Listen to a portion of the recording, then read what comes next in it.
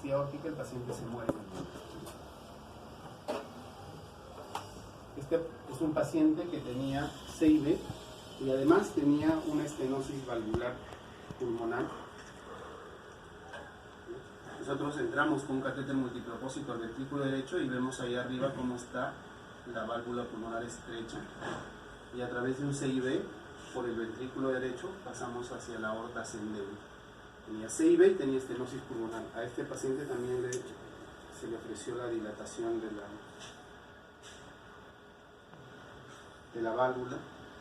Acá se ve el anillo, ahí hemos medido el anillo pulmonar. Y en la siguiente imagen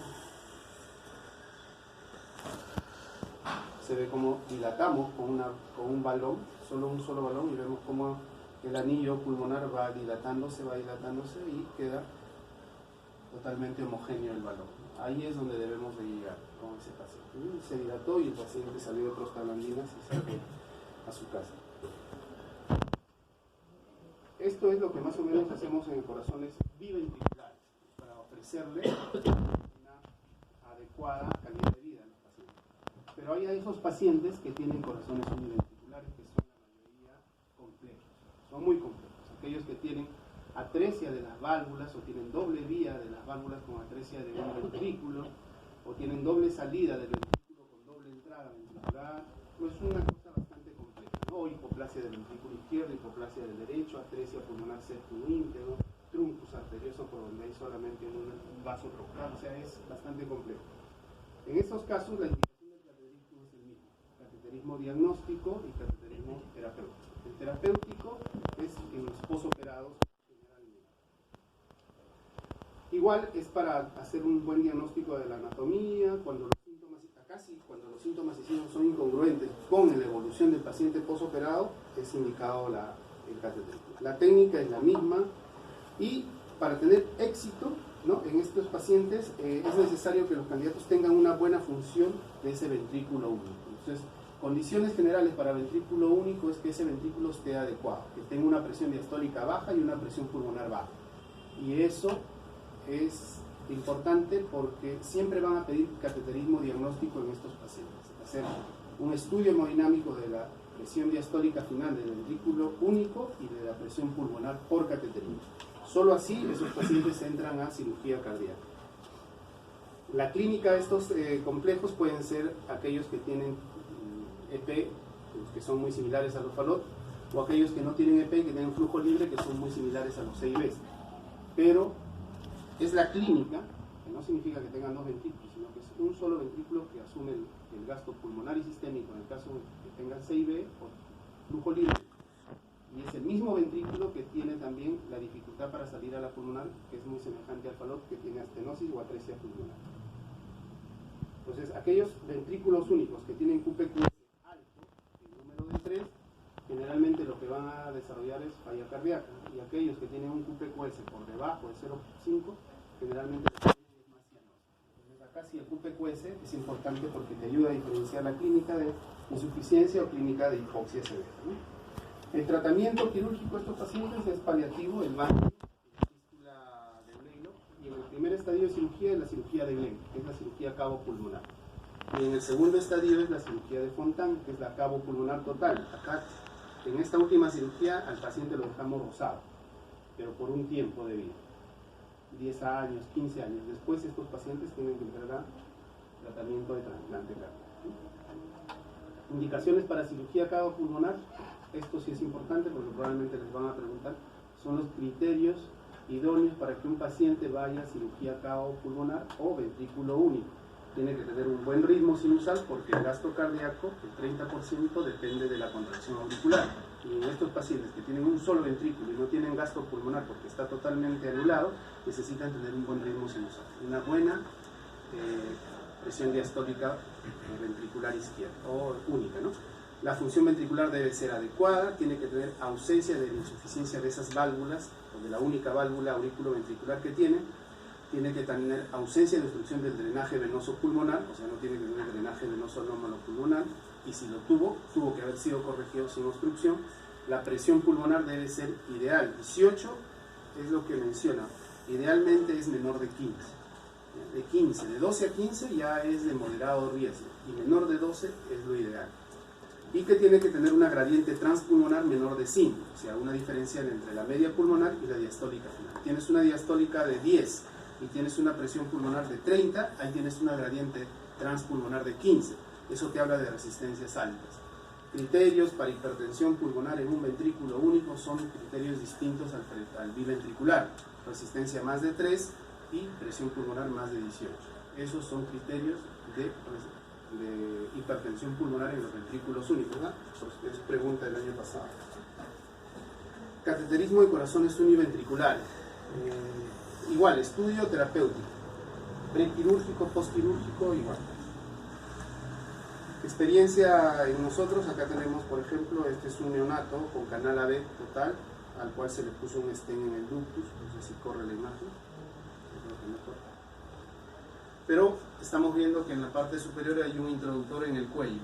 Hemos hecho una disección de la carótida, porque es un introductor 5 French, y a través de la carótida hemos ingresado a la aorta ascendente y luego a la aorta descendente y hemos puesto un stent coronario. Y los stents que ustedes antes ponían, que eran los metálicos sin droga, de 4 por 18.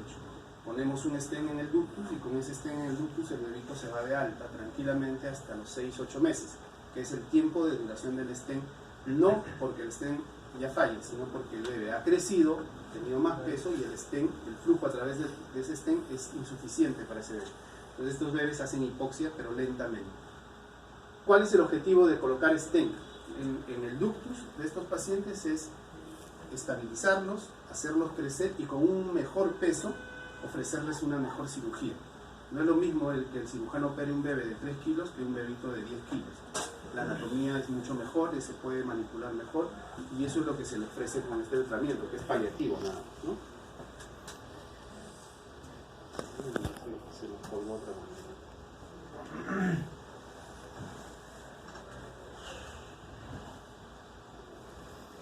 ¿Qué más hacemos en el caso de esto? Bueno, hasta que termine, estamos por terminar. En el caso de los pacientes que son sometidos a cirugía univentricular, esos pacientes pueden tener alteraciones en las ramas pulmonares y lo que hacemos nosotros es colocarle stent en ramas pulmonares. Igual que un stent en coartación, igual que una endoprótesis que ustedes han visto colocar, que se le coloca en la aorta descendente, solo que nosotros lo colocamos en las 2 ramas pulmonares para dilatar las ramas y para que tengan mejor perfusión. Eso se llama kissing stent. Y esos stents se colocan a través de yugular o a través de la vena femoral. Utilizan introductores gruesos de 12, de 14, de 16 French, que son introductores grandes, por donde tiene que atravesar el stent, que está montado en un balón para dilatarlo al momento que sea necesario, ¿no? En algunos pacientes también hemos cerrado defectos como flujo anterógrado, hemos cerrado el tronco de la pulmonar, porque esos pacientes que van a cirugía de Glenn o de Fontan no deben de tener flujo anterógrado por la pulmonar. Ese flujo lo ligan los cirujanos, agarran, ligan, sujetan y queda el tronco de la pulmonar queda estrecho. En algunos casos la presión es tanto que el flujo empieza a salir, empieza a haber flujo a través de esa ligadura. Y ahí, donde han puesto la ligadura, nosotros colocamos un dispositivo. Puede ser un dispositivo de CIA, puede ser uno de CIB, o puede ser un dispositivo que se llama plaque vascular, que es un dispositivo que tiene 3 bolas y que ocluye todo el tronco de la arteria pulmonar. Eso es lo que hacemos normalmente en ese tipo de pacientes, que es muy difícil ligar la arteria pulmonar, ¿no? Bueno, esto ya se podrá. Faltaban 2-3 diapositivas. Y básicamente, entonces, ¿qué es lo que quiero que ustedes se lleven? Que el cateterismo pediátrico es un procedimiento que nos ayuda a nosotros y al cirujano a determinar, uno, la anatomía, que es discordante con los otros exámenes, y nos ayuda a evaluar la parte hemodinámica como presiones pulmonares y presiones ventriculares. Esto es importante para el cirujano, sobre todo para los pacientes que van a cirugía univentricular, que sin cateterismo no pueden entrar a ningún tipo de cirugía. Y en los biventriculares, básicamente el estudio está determinado de hipertensión pulmonar y de drenaje venoso anómalo pulmonar para condicionar las presiones pulmonares, ¿no? Y lo demás ya es terapéutico. En el caso de los biventriculares, todo es terapéutico, ¿no? Vamos a ver si ¿Corre alguna por acá?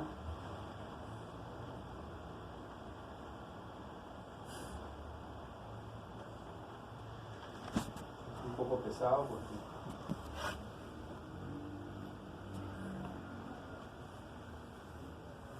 ahí está. Acá ese es un introductor de 14 French que ha ingresado por el cuello para poder liberar ese dispositivo que ustedes ven acá y que aparentemente no se ve, pero este es el dispositivo plug vascular. Es una bola, viene la otra bola y la otra bola está acá. Entonces se ingresa por la yugular, la cava superior, la denominada, baja hacia la pulmonar, porque esta ya es la pulmonar, esta es la anastomosis cavo-pulmonar, entra a la pulmonar y sube hacia la parte superior. En este caso era un paciente que tenía un Blaylock, una fístula de la subclavia hacia la rama pulmonar izquierda y que en cirugía no lo pudieron cerrar porque era muy posterior. Entonces nosotros entramos al día siguiente de la cirugía porque el paciente estaba en falla cardíaca, tenía cardiomegalia y congestión pulmonar y era porque tenía esa fístula ahí. Y nosotros colocamos ese dispositivo, no sé si corre, ahí está. Ven que hicimos una angiografía en la subclavia y esa angiografía nos permitió evidenciar que ese flujo a través del dispositivo estaba ausente, ¿no? Y pudimos liberar el dispositivo y quedó el dispositivo en la fístula pulmonar. Ahí está, ¿no? Esta es la fístula que venía de la subclavia y que era una fístula de 5 milímetros y que condicionaba mucho flujo pulmonar ese lado. Y nosotros entramos a través del sistema CAO, rama pulmonar, subimos acá y dejamos el dispositivo en la imagen que ustedes ven al lado derecho. Este es el dispositivo. En este caso, es el paciente al que nosotros le cerramos la vía anterógrada a través de un dispositivo.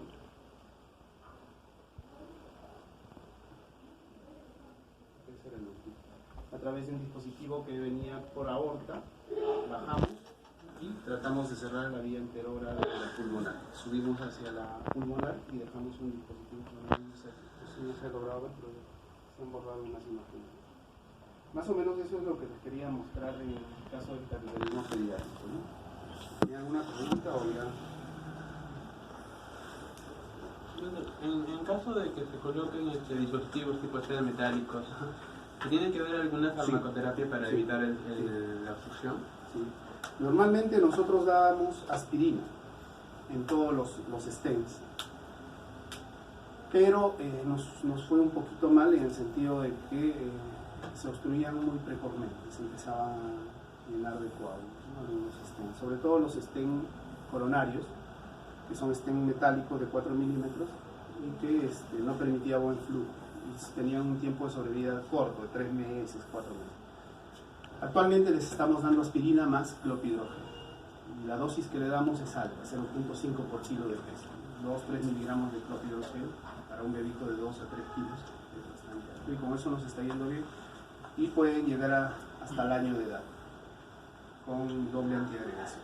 En el caso de la aorta, en coartaciones de aorta, tratamos de evitar no dar clopidogrel. A veces damos aspirina. Lo que pasa es que con una coartación de aorta tú pones un esteno y en esa zona donde está coartada lo que hace es romper fibras alrededor. Esas fibras y el endotelio roto pueden ocasionar disección de esa aorta. Y si tienes una fuerza de cizallamiento de la aorta, porque eso supongo que lo han visto en la ley de Laplace y la teoría de flujos, la fuerza de cizallamiento de la aorta es mucho más intensa cuando tienes una estructura dañada en la parte periférica que en la parte interna. La velocidad es distinta. La velocidad en la parte interna es alta y por fuera es lenta, pero la fuerza de cizallamiento es alta. Tiene mucha fuerza cuando es distal, pegada a la pared, y eso puede condicionar aneurismas. Y eso se ve. Y lo mismo sucede cuando ponen endoprótesis. O sea, poner endoprótesis es un proceso mecánico. Tienes que saber qué complicaciones te pueden presentar. Puedes poner un stent, pero te puede formar un aneurisma. Entonces, para evitar eso, pones un stent cubierto. Si está cubierto, evita que la fuerza de cizallamiento del flujo de la aorta o condiciones lesiones a través de las celdas del stent. En ese caso de la aorta no damos una antiagregación plena, damos solamente aspirina para poder evitar que se forme algún tipo de alteración, ¿no? Pero en el caso de los pacientes que tienen bajo flujo, como los stents en las ramas pulmonares, que es de baja presión, ahí sí damos aspirina dosis plena, 100 miligramos por 6 meses a un año.